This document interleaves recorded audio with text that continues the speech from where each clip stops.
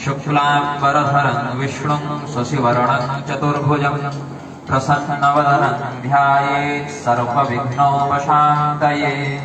तव तत्त्वं न जानामि कीदृशोऽसि महेश्वर, यादृशोऽसि महादेव तादृशाय नमो नमः। नक्षत्रग्रहताराणामधिपो विश्वभावनः, तेजसामपि तेजस्वी द्वादशात्मन्नमोऽस्तु ते। बाह्यन्तरकलामध्ये भाण्डब्रह्माण्डचारिणीं वेश्यतां त्रिगुणातीतां वन्दे निग्रहकारिणीं। प्रेम से बोलिए आनंद कंद भगवान की। हृदय ज्ञानान्न मुक्ति। भगवान वेद उपदिष्ट करते हैं तत्व बोध के बिना, ज्ञान के बिना व्यक्ति की मुक्ति नहीं होती है। यद्यपि शास्त्रों में भक्ति को भी मुक्तिदा बताया गया है, भक्ति नेकैव मुक्तिदा, इस प्रकार के वचनों से भगवान की भक्ति भी मोक्ष प्रदान करने वाली होती है, किंतु भक्ति के माध्यम से जो परम लाभ की प्राप्ति होती है वह परम लाभ ज्ञान ही है।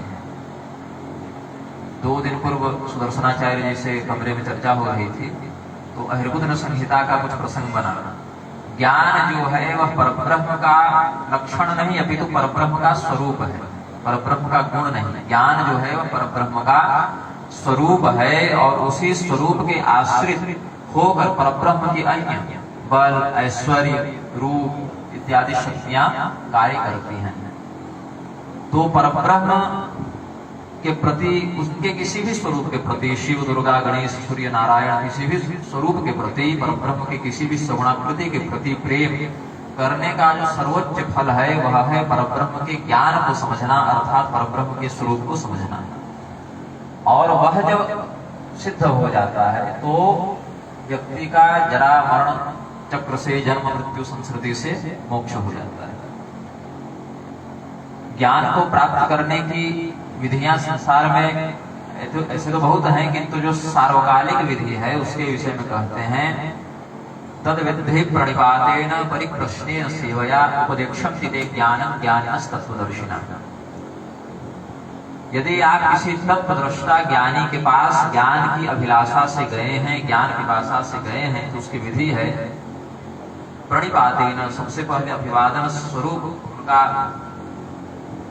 शरणागत होना आप स्वीकार करें। फिर विधि पूर्वक जो आपके मन में प्रश्न है विधि पूर्वक उस प्रश्न को रखें और अपने आचरण से, सेवा भाव से उन्हें प्रसन्न करें। यह विधि है।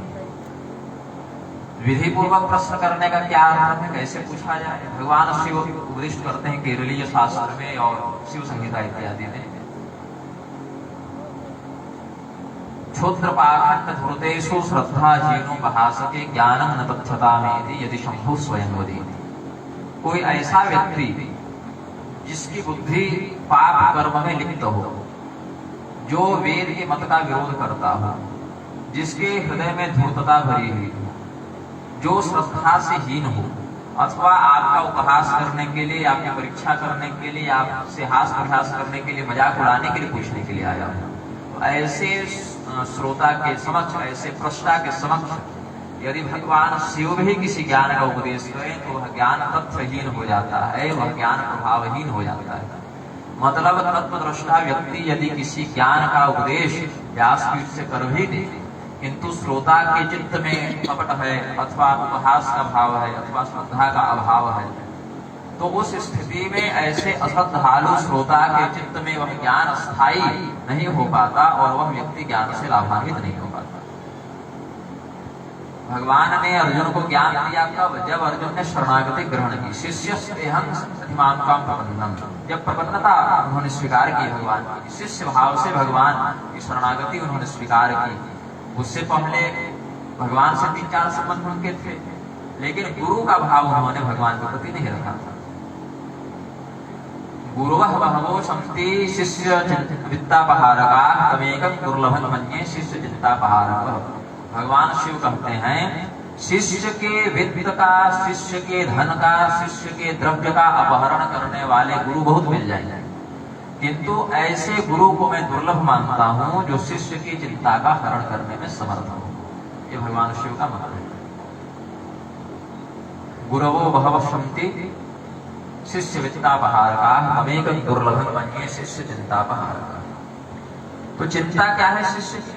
जो सबसे बड़ी चिंता होती है वह है जन्म और वह है मृत्यु। क्योंकि बाकी जितनी चिंता है, पढ़ाई की चिंता, नौकरी की चिंता, विवाह की चिंता, संतान की चिंता, केस मुकदमा की चिंता, ये जितनी चिंताएं हैं ये जन्म से लेकर मृत्यु के मध्य ही निवास करती हैं। यदि जन्म ही न हो तो ये चिंताएं आएंगी ही नहीं। और कदाचित जन्म हो गया और हमने अपने सदाचरण से, तपोबल से, ज्ञान मार्ग, भक्ति मार्ग, कर्म मार्ग के किसी भी माध्यम से भगवत प्राप्ति कर ली तो फिर उसकी मृत्यु नहीं, उसका मोक्ष होता है। मृत्यु क्या है?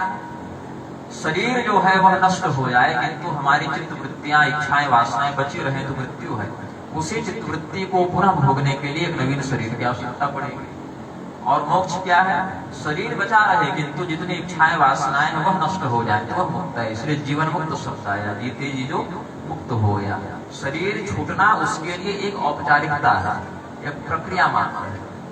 किंतु जो जीवन मुक्त होता है वह व्यक्ति शरीर में निवास करता हुआ भी शारीरिक बंधनों से लिप्त नहीं होता।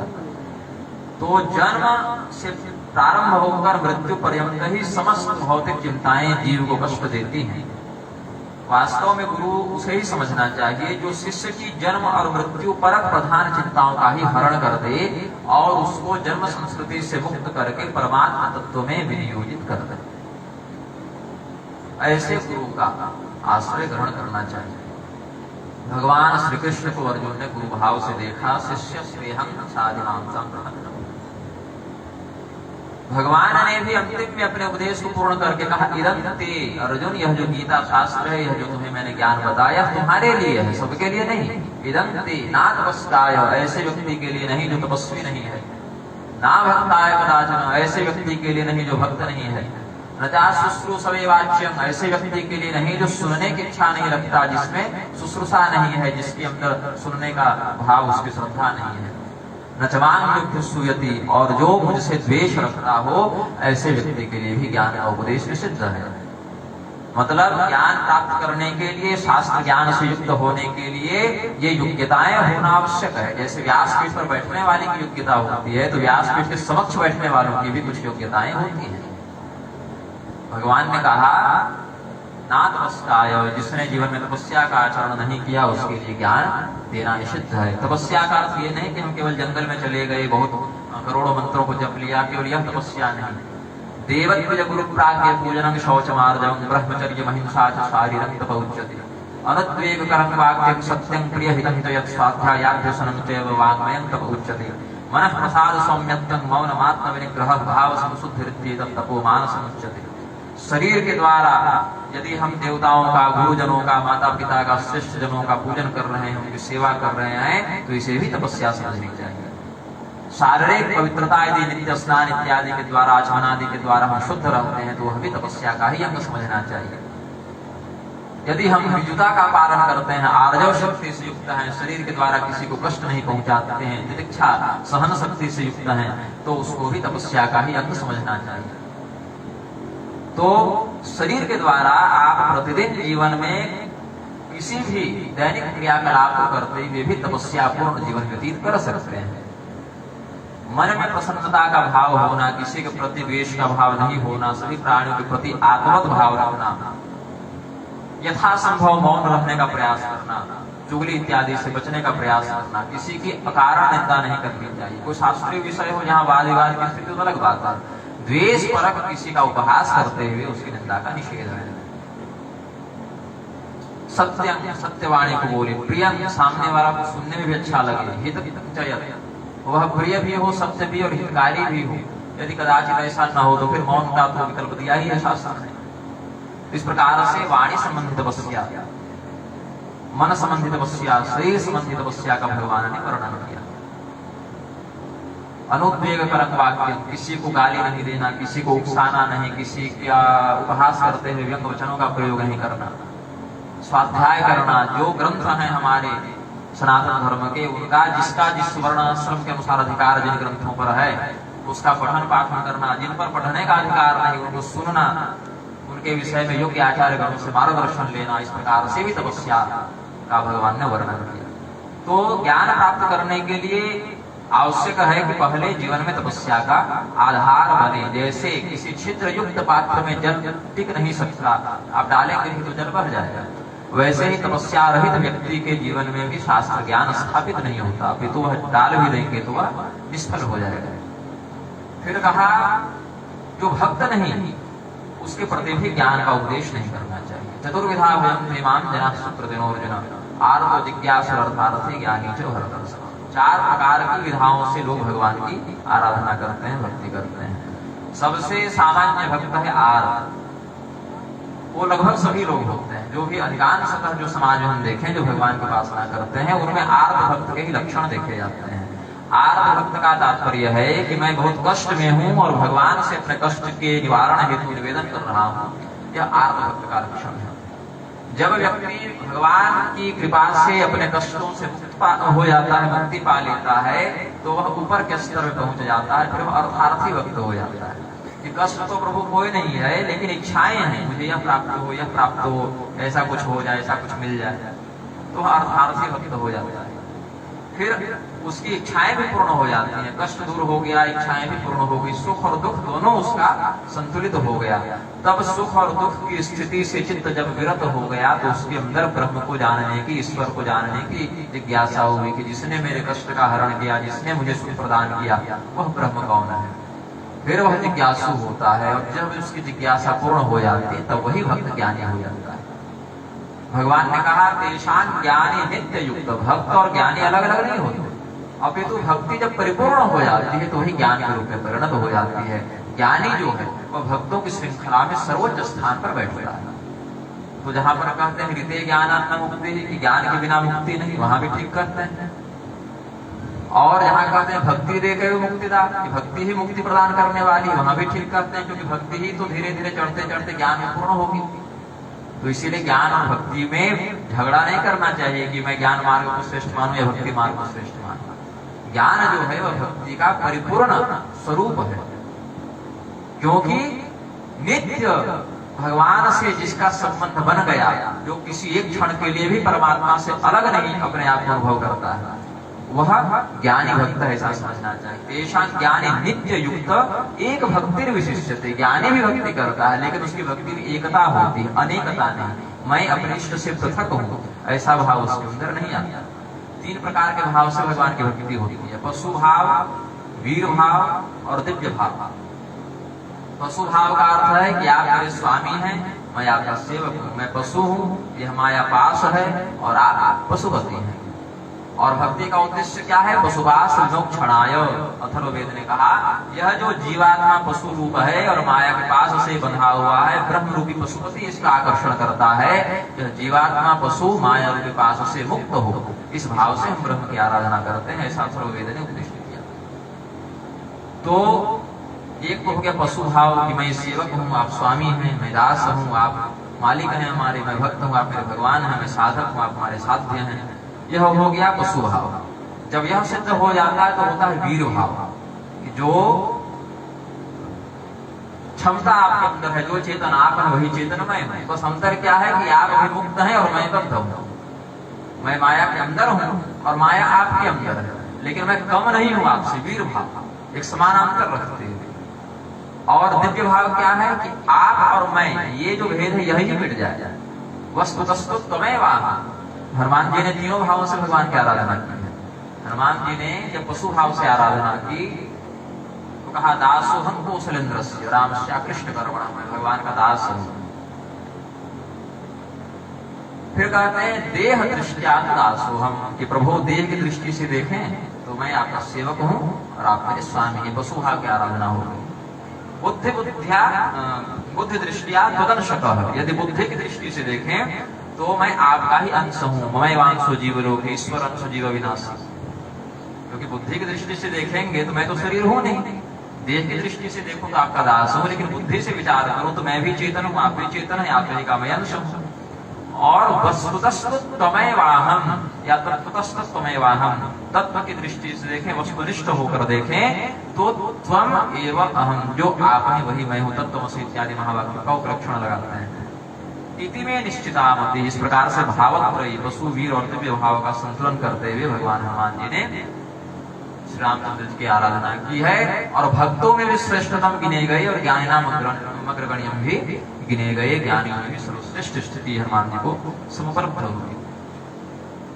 तो 4 प्रकार से जो भक्ति करते हैं उनमें किसी एक प्रकार से आप भगवान की आराधना करते हैं तो आप ज्ञान के अधिकारी हैं। जो शारीरिक मानसिक वाचिक तपस्या है उस सदाचरण पर आप निष्ठा रखते हैं तो आप ज्ञान के अधिकारी हैं। यदि आप कदाचित अज्ञानतावश, असामर्थ्यवश या संस्कारहीनतावश नहीं तपस्या और भक्ति से अभी तक युक्त हैं, किंतु होना चाहते हैं, श्रद्धा है मन में, अब नए सिरे से प्रारंभ करना चाहते हैं, तो सुनने की इच्छा है, जानने की इच्छा है, तो भी आप अधिकारी हैं। क्योंकि क्षिप्रं भवति धर्मात्मा स्वस्वच्छान्तिं निगच्छति। जिस क्षण आपने ब्रह्म के प्रति गमन का विचार किया उसी क्षण आपका बंधन टूटने लगा और आपकी मुक्ति का मार्ग प्रशस्त होने लगा। तो यदि कदाचित अभी तक तपस्या पूर्ण जीवन नहीं रहा, सदाचार पूर्ण जीवन नहीं रहा, भक्तिमय जीवन नहीं रहा, किंतु अब ऐसा बनने की इच्छा है, श्रद्धा है मन में, तो भी आप ज्ञान के अधिकारी हैं। किंतु किसी भी स्थिति में भगवान से द्वेष नहीं करना चाहिए। द्वेष करने वाला व्यक्ति ज्ञान का अधिकारी कदापि नहीं हो सकता। सर्वदा हृदय को निश्चल बनाने वाला व्यक्ति ही ज्ञान तत्व की गरिमा को धारण कर सकता है।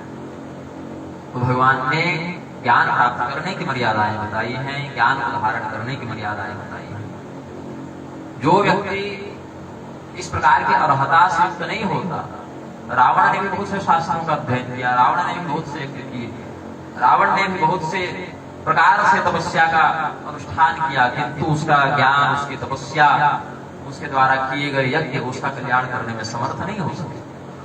अब वो पीछे की घटना पर ध्यान देने अलग बात है, जय विजय थे, श्राप मिला भगवान के पार्षद थे, वो तो पर्दे के पीछे की घटना होगी। लेकिन बाहर जो हम प्रेरणा लेंगे उन घटनाओं में, जो हमारे लिए घटनाएं भगवान ने उत्प्रेरित की हैं, वहां देखने पर क्या जानते हैं कि जो व्यक्ति धर्मशास्त्रों से द्वेष करता है, रावण स्वयं पदपाठ का दृष्टा ऋषि है, वेदोक्त मर्यादा में पदपाठ का दृष्टा ऋषि रावण है, किंतु तेहि बहुविधि त्रासई देश निकासई जो कह वेद पुराण। उसके राज्य में अगर कोई वेद पुराण आदि का पठन पाठ निधिध्यासन करे तो उसको प्रताड़ित करता था, दंडित करता था। तो रावण शास्त्रज्ञ था, यह महत्वपूर्ण नहीं है। शास्त्रज्ञ व्यक्ति भी कदाचित रावण बन सकता है।